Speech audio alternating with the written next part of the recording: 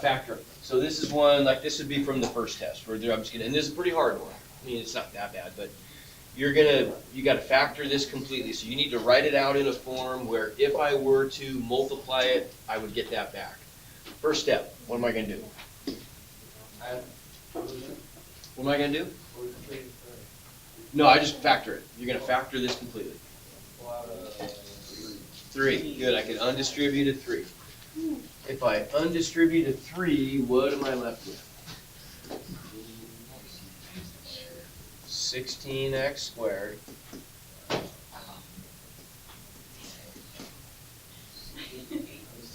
minus 7, okay? And so now we've got kind of ugly numbers here. What's a times c equal to? So it's negative times positive is negative. 7 times 16. What's 7 times 10? 70. What's 7 times 6? 42. Okay, so what's 70 plus 42? 112. Yeah. And b is 24. So we've got to find factors of negative 112 that add to 24, right? How are we going to do that? Well, there's 2 ways we could do this, and you take your pick. I kind of prefer the second, but you decide. So we could do this the traditional way, where we're going to find factors of negative 112. What can you tell me about the signs of the numbers?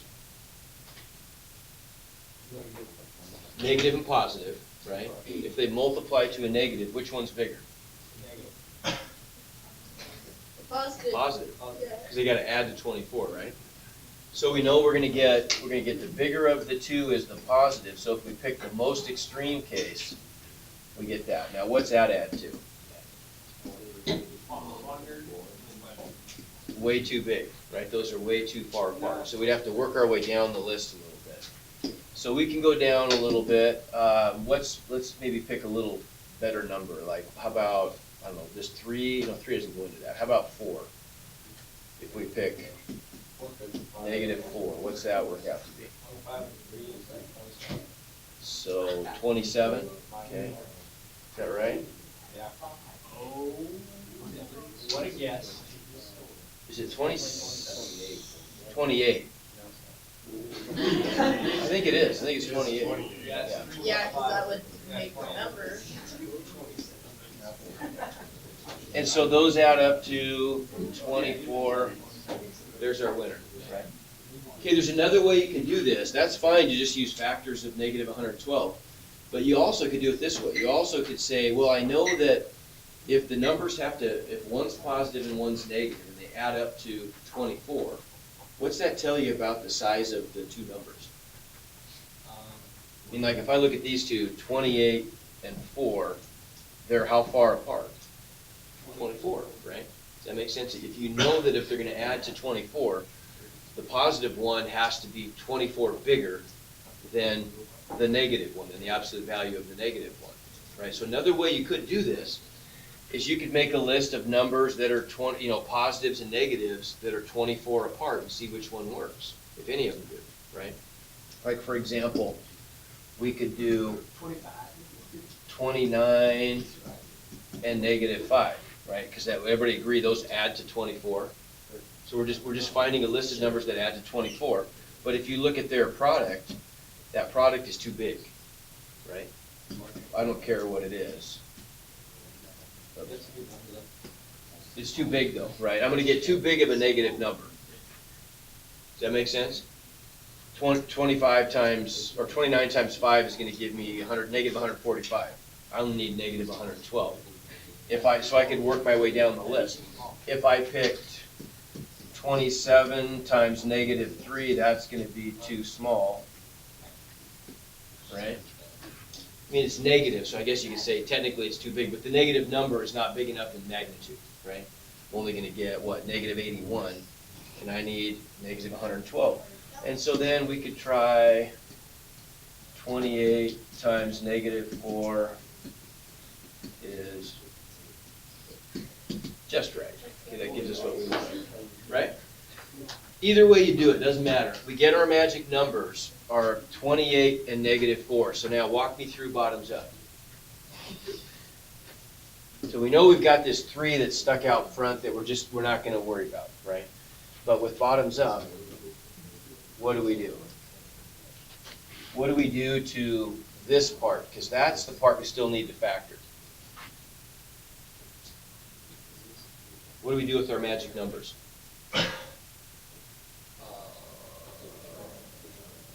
Parentheses. So we're gonna do our preliminary factors, so we need parentheses. What do the preliminary factors look like? X X. minus 24. X minus 28. Wait, wouldn't it be plus 28? plus 28, and X, good, And then minus divide 1. by 16. Good. Okay, then we've got to divide those through by A. Now, when we say A, we don't mean 48. We mean A in the trinomial that we're trying to factor, right? So that's our A, that's our B, that's our C, right? So we're gonna divide through by 16. Now what? Simplify. Okay, so that's gonna give us X plus, what's that reduced to? How about this one? Good. And then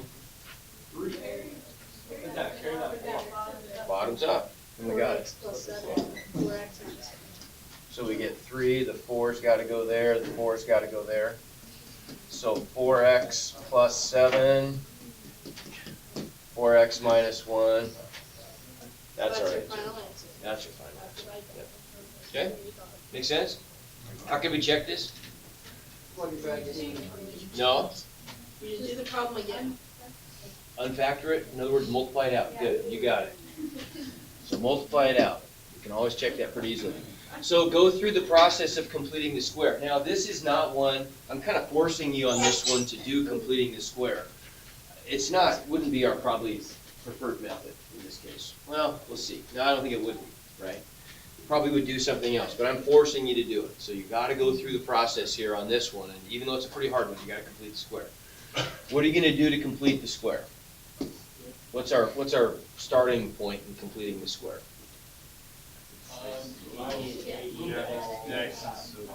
Okay, so we need to get in the form x squared Plus XE.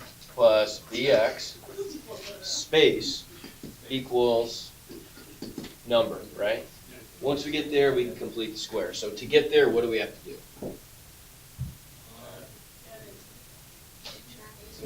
Subtract 8x, good. Now what? Good, we might as well add 6 to both sides while we're at it. So we're getting the numbers to the right and the x's to the left, right? So we end up with, oh my goodness. 2x squared, what, minus 22? Minus 22x. Space equals 4. Okay, now what? Divide by 2, good, because we need to have the coefficient of x squared be 1, right? So we divide both sides by 2. I'm going to divide each term separately. And so I get x squared minus 11x space equals 2. Now we're set. Now we're to the starting line, and all we have to do is just complete the square in 2 steps. There's our template, right? Okay, what's first? Okay, so I'm going to get negative 11 halves, and that's the left, that's part of my answer. All I need to know is what's there. This is eventually, right here, isn't this going to be the answer I'm going to input in Moodle? Right, because it's asking for, it doesn't want you to solve the equation, it just wants you to complete the square, right? We're not going to isolate x, we won't bother with that part. So what's next?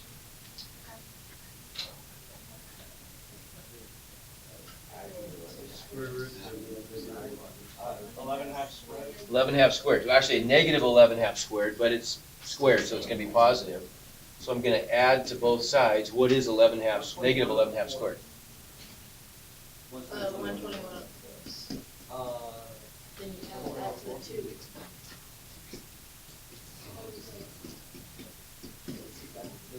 Okay, so that's what we needed to do on the left side to create something that factors into this form, right? What's that leave us with on the right side? If I get a common denominator, 8/4 plus 121/4 is what? 129.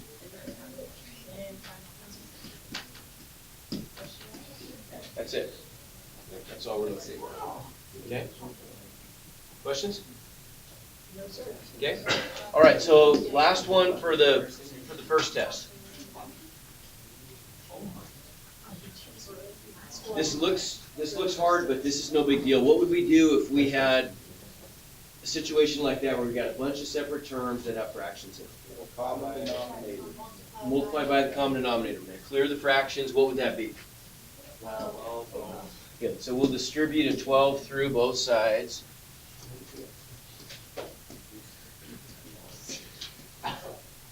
Okay, what's that give us? If I distribute a 12 through, what am I going to get here? X squared minus 11 equals 1. 1. Minus 3. Okay? So we want to know the value of the discriminant. Can we do it? Can we do that yet? No, we got to put it in standard form. We got to get it set equal to 0. So we'll push the x's to the, add x to both sides, right? And we'll add 3 to both sides. What's that going to give us? Plus X. Plus x. Minus. Plus 8. Oh, wait, what? I want to get it equal to 0, right? If I'm the discriminant, that goes with what technique? When we're talking discriminant, that implies which technique we're using to solve the quadratic formula, right? That's the part that sits under the radical in the quadratic formula. So now they don't ask us to solve this thing. They just want to know from the discriminant, it's going to have positive, negative, or 0 value, which means it has, you tell me the number of real and imaginary solutions it has, right? So what is it? You don't even have to, you can do this in your head. What's it going to be? Positive, right, because if it's b squared minus 4ac, which would be, for us, we can see b is, a is what? B is, c is negative 8. So you can already tell, if c is negative, negative 4ac is going to be positive, isn't it? Right, so no matter what, you know that you're getting a positive result. So that's all we would put here. Positive. If it's positive, the discriminant's positive, what does that tell us about the solutions of the quadratic equation? 2 real. Good. What if it, so we know, what if the discriminant was negative? Good, we'd have 2 complex with imaginary parts, right? So we get i's in both of our answers. What if the discriminant was equal to 0?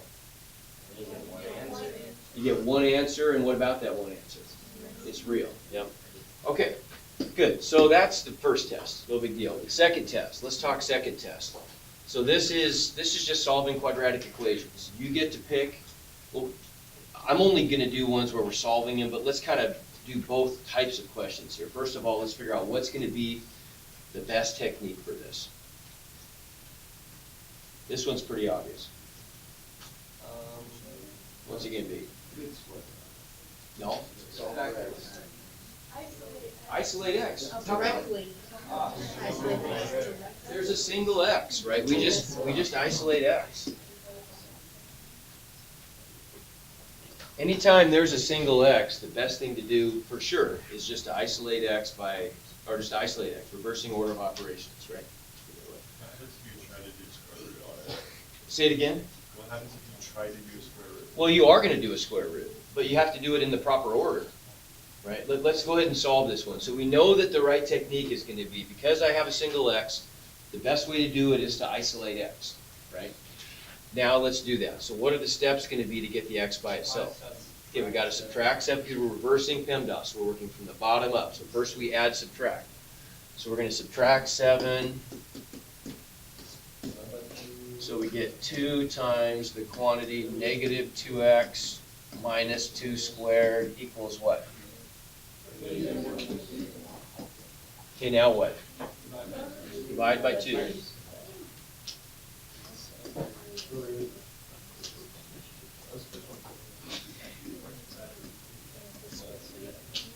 Divide by, so that's negative 75. Yes, sir. Okay, just what do I do now? Square root. Square root. Okay, but I can't do it right away. I gotta do it after I isolate the quantity that's being squared, right? Now I square root both sides.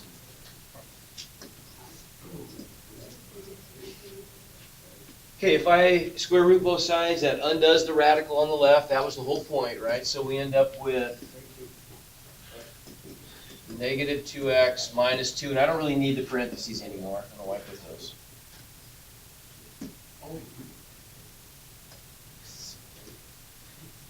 Okay, and that's equal to, whoops, that's equal to what? Plus or minus. Okay, good. I know I'm gonna get an I because I have a negative inside the radical. Then I just have to simplify the square root of 75. So what's the square root of 75 simplify to? 5 radical 3. Right, and we don't need to probably make a factor tree on that. If we did, we'd get a couple of 5s and a single 3, right? Last 2 steps. Add 2. It's gonna go there.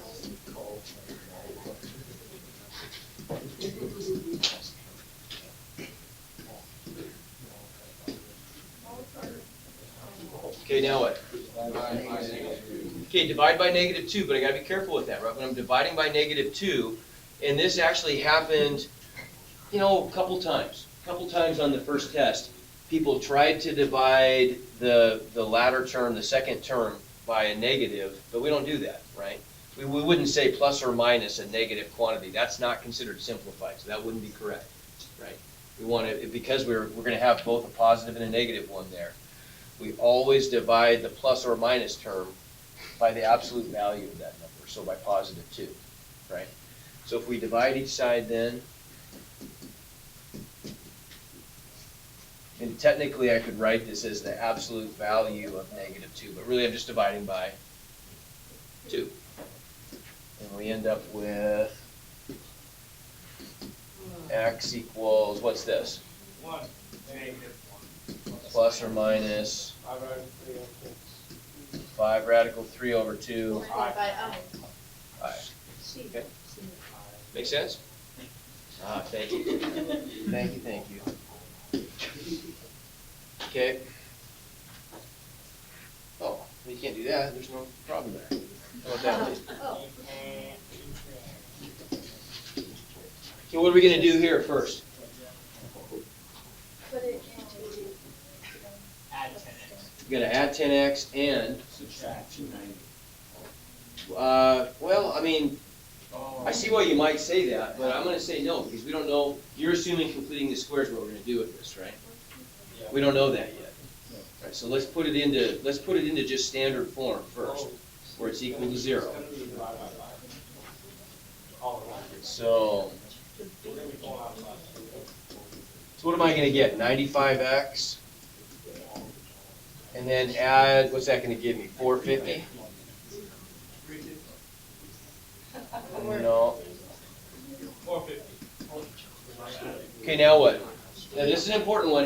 Listen, I got a little bit too much, there's a little too much background stuff. I just can't guarantee everybody's getting what they need to get on this. So if you have questions or comments, be brave, make it to the group. It'll help everybody.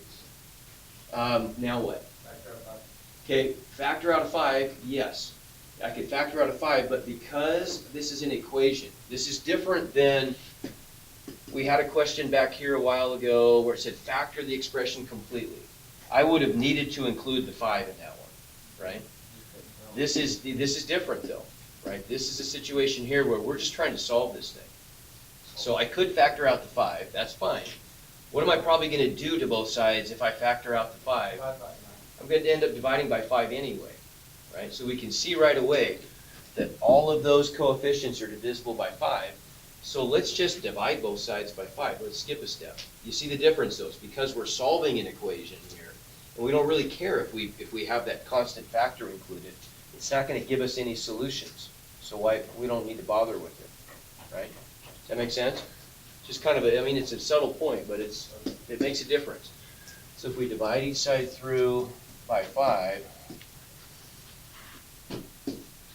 what's that give us over here? X squared plus 19 plus 90 Equals. Plus Zero. Okay, so now let's reevaluate. What is clearly going to be our best choice now of a technique? magic numbers. Magic numbers, right? This is one where because A is equal to 1, we'd always want to just see if magic numbers exist. Because if they do, it's way easier than having to complete the square or quadratic formula, right? And they do. Positive 9, positive 10.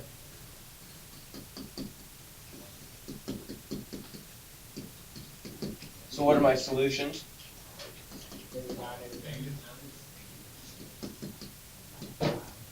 Okay. How would we check this one?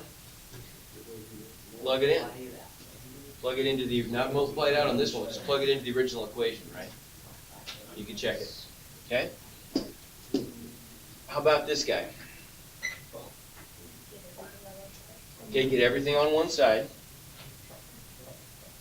So I'll subtract 2x squared. How many x squareds am I going to get? 2 squared plus How many x's? 10x plus 13.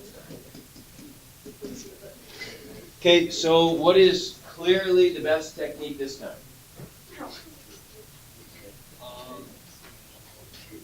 Well, actually, I don't know. Never mind. This one, I mean, you could probably go 2 ways, but we could, by a slim margin, what's probably the easiest way to do this one? I mean, Complete the square. if you put quadratic formula, I would understand, but we could complete this, actually, we'll decide. What do we have to do first? Divide by 2. We'd have to divide by 2, Then you have to divide by 2. and I'd have a problem, wouldn't I? Right? Then I'd end up with x squared plus 5x, and then I've got a fraction over here too. And then you have another one. And then, so you're right, quadratic formula is the best. We don't want to complete the square here because I'm going to end up with b being odd, right? Yeah, you can do it. I know you can do it, but then you have to deal with those fractions. We'd rather not. So this is one where we would just throw it into quadratic formula, right? What would be, so what do we get? X equals negative b, right, which is negative 10, plus or minus.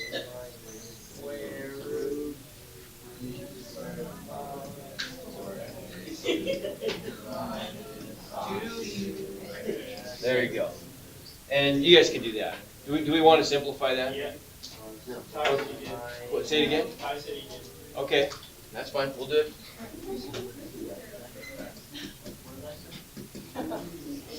So 8 times 13, what is that, 104? Yeah.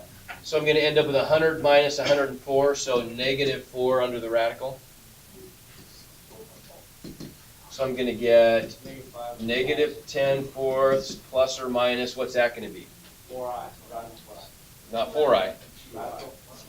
2i. Oh, yeah. So I could simplify this to negative 5/2 plus or minus 1/2 I. Okay? And then how about something like that? Quadratic equation. Okay, but what do I definitely want to do first? Quadratic formula. Divide by 3. Negative. No. Take out a negative.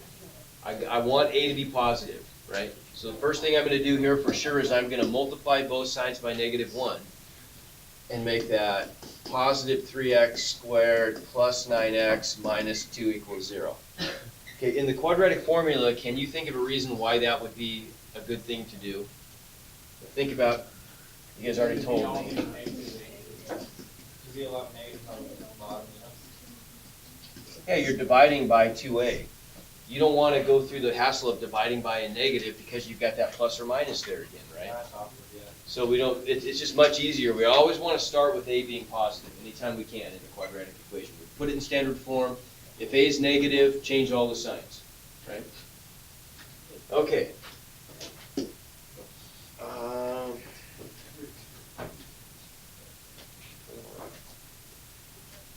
Add 3x squared. Okay, yeah, so we're gonna add 3x squared Subtract 12x. This was definitely pretty spread.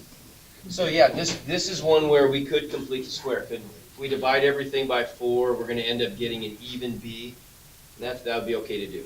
I mean, it's just, it's kind of 6 1 half a dozen the other. You could always quadratic formula this too. If we complete the square, we divide everything by 4, we get x squared minus 4x space equals 7/4. So what are we going to get paired with our x in our perfect square factor? X, which means we're adding to both sides. So I got to get a common denominator. What's that give me then? 12 fourths. You sure? Oh, no, So I'm going to get 16/4 plus 7/4. is 45. 16/4 plus 7/4 once again. What is that? 16 plus 7, what is that? There you go. All right. There we Said go. it like 5 Okay. times. So now it's easy, right? Square root both sides. So I get plus or minus what? Square root of 23 over what? Divided by 2. So square root plus or minus. There you go. Good? Okay, work. Get questions answered. Practice test. By the way, the practice tests, are they worth anything? No. No, they're just there to practice. How do you find them? They're up under, if you go out to the Moodle homepage under practice assessments. I'll put a link in like unit 2, so that'll take you there too. So they're easier to find. Oh, I got it. Okay.